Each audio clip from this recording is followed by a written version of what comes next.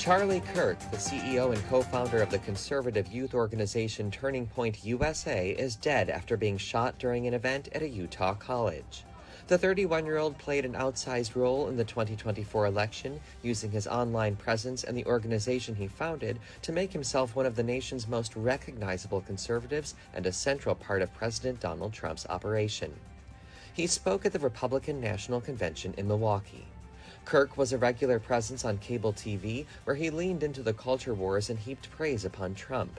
In return, Trump spoke at Turning Point USA conferences. Turning Point USA is a nonprofit organization that advocates for conservative politics on high school and college campuses.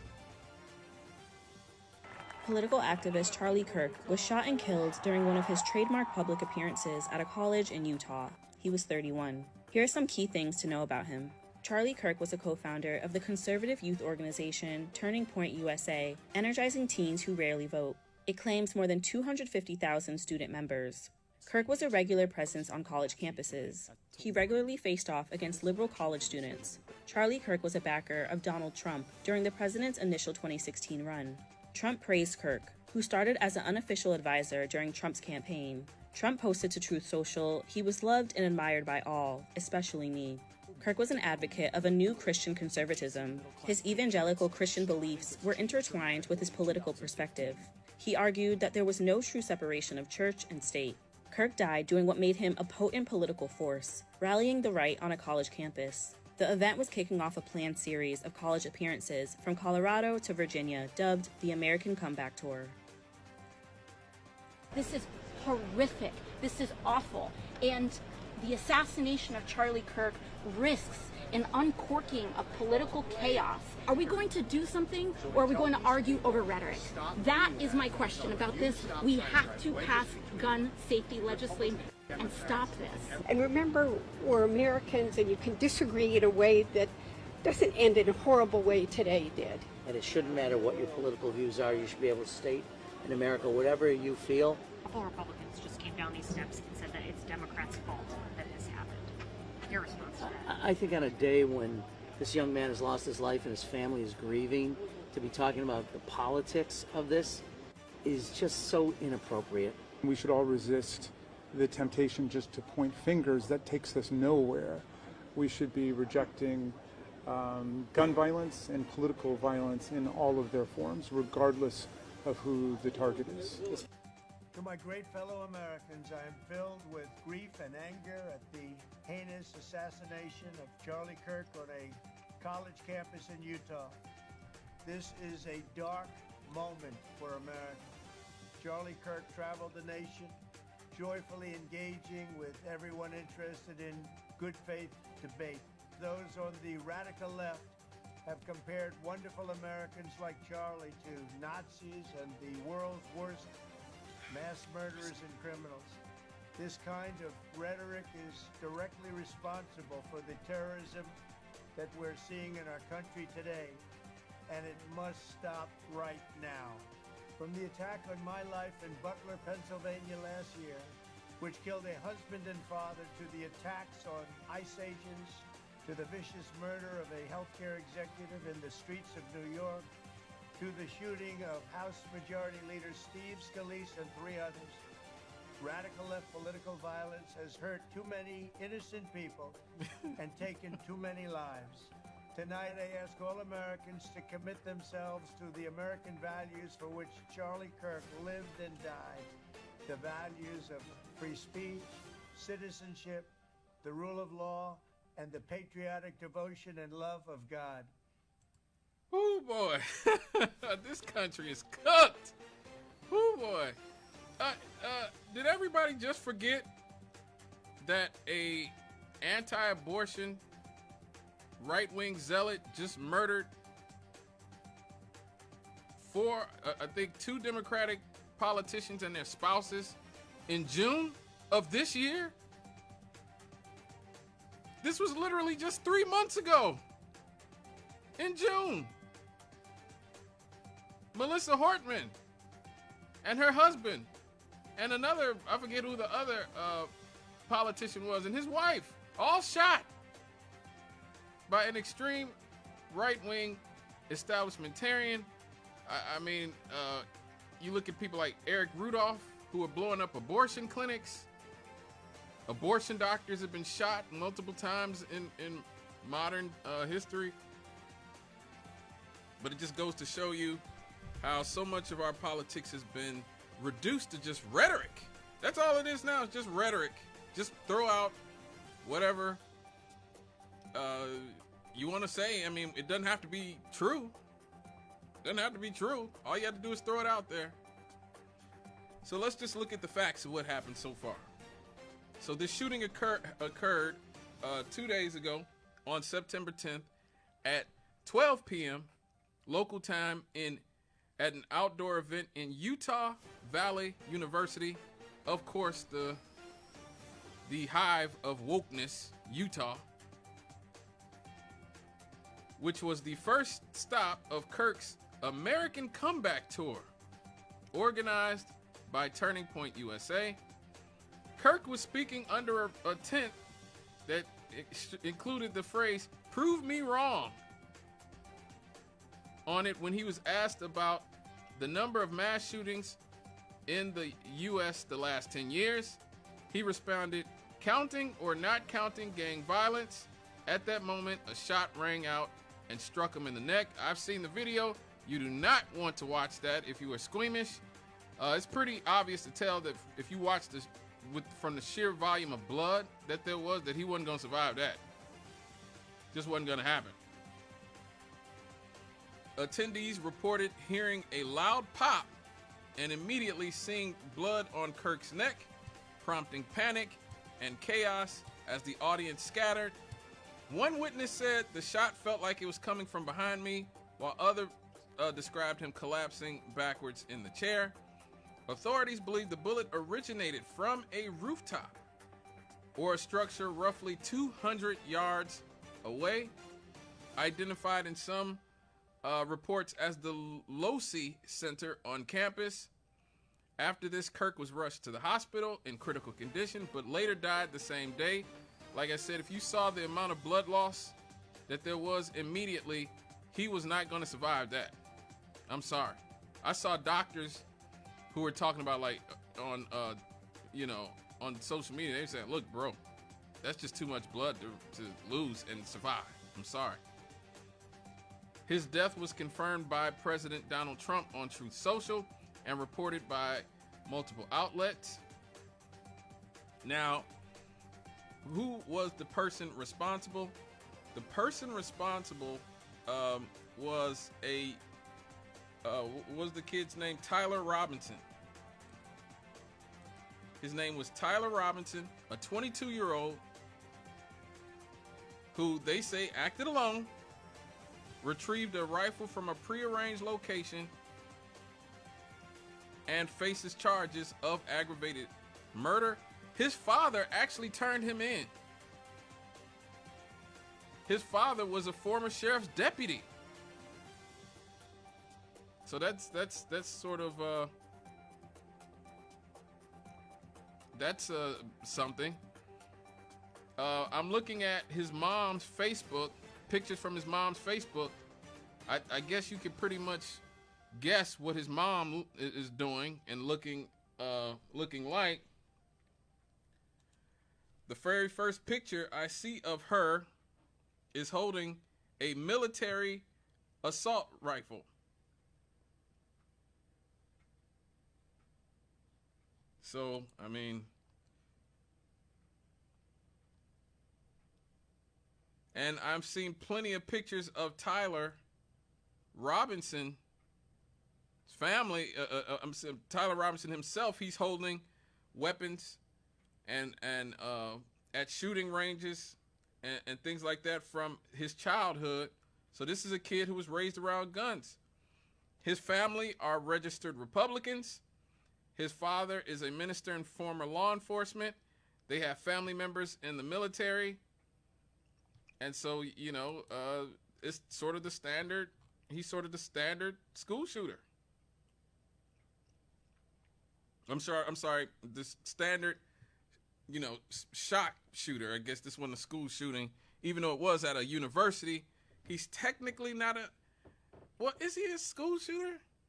if you just shoot one person who's not a student at the school, and let's just say he's a shooter in these types of events.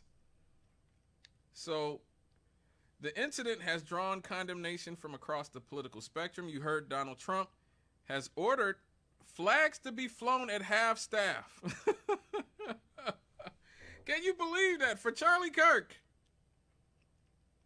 Charlie Kirk wasn't in Congress. He wasn't a judge. He wasn't behind any, substantial changes in our society, other than contributing to the level of divisive language that happens. And it just sort of goes to show you that where we are in our culture politically, the political polarization. Mainly the reason I wanted to do this segment is not only because it's the biggest story of the week, but I want you guys to hear. I know a lot of you are not necessarily clued in to who Charlie Kirk is, or what he's about, or what he said in his different avenues, whether it's his podcast or in different speeches. But this is who he is. He's argued that black people were better off during slavery and segregation. Like, this is literally what he argued.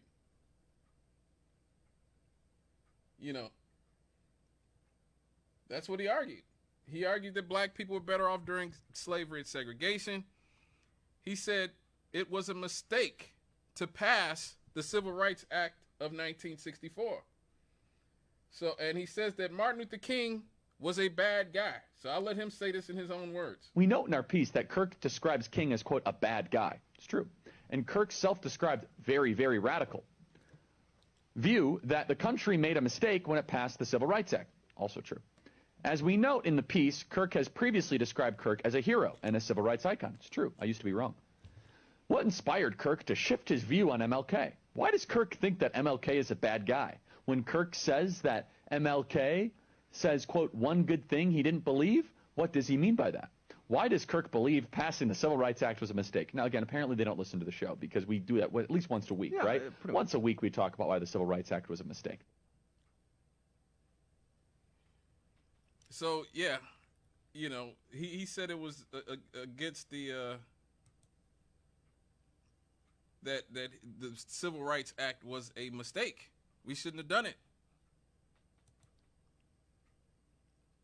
He was for forcing girls who were raped to be forced to carry their rapist children to term.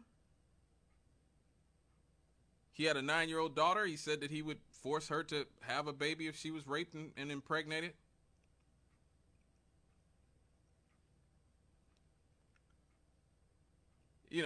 Probably one of the ironies, or I guess I won't say ironies, but one of the sort of coincidences of his death is that his views on the Second Amendment. He talked about how gun deaths are necessary. I think it's worth it. I think it's worth to have a cost of, unfortunately, some gun deaths every single year, so that we can have the Second Amendment to protect our other God-given rights. That is a prudent deal. So there you have it. I mean, if you felt sorry for Charlie after saying that, I don't know what to tell you. Like he said, look, it's worth it to have people get killed in America because we have the Second Amendment. So, I mean, he essentially lived what he believed. He lived what he believed. He definitely was no friend of black people in many ways. Just last month, he praised an evangelical pastor who said that black people are cursed by God and called us a servile people doomed to perpetual slavery. He questioned if black pilots were qualified because he thinks all black pilots are DEI hires. He said that black women don't have the brain power to be taken seriously. Black women. After criticizing people like Michelle Obama, Ketanji Brown Jackson, and Kamala Harris. And, you know, I found this clip of him talking about Africans, why Africans in general are inferior to Europeans. And so, again, this is who he was. These are his own words. So I'll just let him say it. And what does she say there? She says they destroyed our religion, our language, our culture. Be curious to hear her thoughts on why she thinks that worldview is good. She thinks that African tribalism is morally better than Western human equality. Now, is that her argument? Does she believe that African tribalism and the mysticism that would basically be the predominant metaphysical view of tribes in sub-Saharan Africa at the time was more morally advanced or better than what we consider to be Western society, that has the rule of law, due process, human equality, freedom of speech, private property rights? I mean, it's not even close. And so, yes, I will say, all human beings are created equal in God's eyes. All human beings. Of course, racism is repugnant and reprehensible. But all cultures are not created equal. They're not. And 1600s African tribal culture is not on the same moral footing as to where the West ended up, where you have blacks on the Supreme Court, where you have blacks that are able to become millionaires and billionaires, where you have a black that can become president, attorney general. That's a big deal. Why did that happen? Why is it that America is so prosperous? It's because we stole everything? No, because we embraced a set of ideas that at the time, and still are, were eternal. We embraced eternal wisdom in believing that there is a God and you are not him, in rejecting polytheism, which was the predominant view of African tribal culture. Now, is that not to say of course we can learn some things through African tribal culture, obviously, but it pales in comparison to the moral contribution of the West that we take for granted, such as the strong protecting the weak. But Rachel Lindsay says that was a big mistake to ever develop a Western code of ethics. I mean, a child could easily dismantle what he's talking about. World War I, World War II, King Leopold murdering 10 million Africans in the 19th and early 20th century. African tribal culture. Mansa Musa was, well, until very recently, the richest human being who ever existed in the 16th century, just decades before European colonialism started. Timbuktu was one of the cultural centers of the world. Scholars used to come from all over the world to study in Timbuktu, in the Mali Empire. The strong protecting the weak. This guy, it's almost shocking to listen to after hearing, knowing about the generations of rape and plunder and savagery that Europeans unleashed on Africans. Chattel slavery. The strong protecting the weak. This country was literally built on chattel slavery. The idea that black people were genetically, morally, and spiritually inferior to whites in every way. Equality? Are you serious?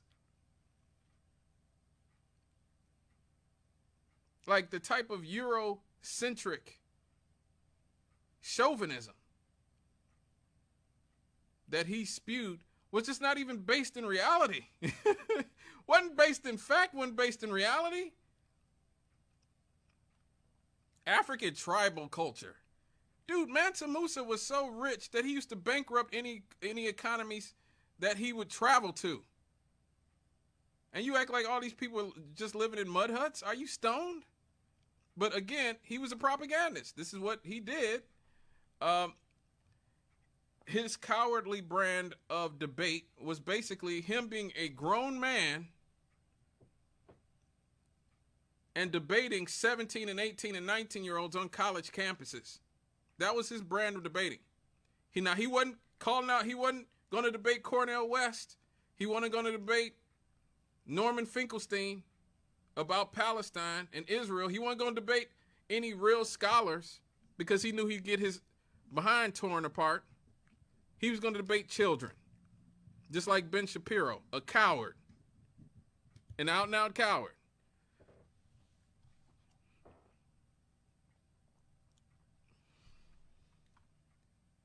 But again, this is the person that Donald Trump has decided we should be celebrating, and apparently there's going to be a Charlie Kirk Act passed sometime in the near future, where I don't know, it's going to be about probably censoring free speech against fascists like Charlie Kirk. All right, folks, let's go to this break here. When we get back, we're going to talk about a case that probably the last case that Charlie Kirk decided he was going to use as racist propaganda before his untimely demise. The case of Irina Zarutska being murdered on a bus by a schizophrenic homeless man who should have never been on the streets in the first place, according to his own mother. We'll talk about that when we get back.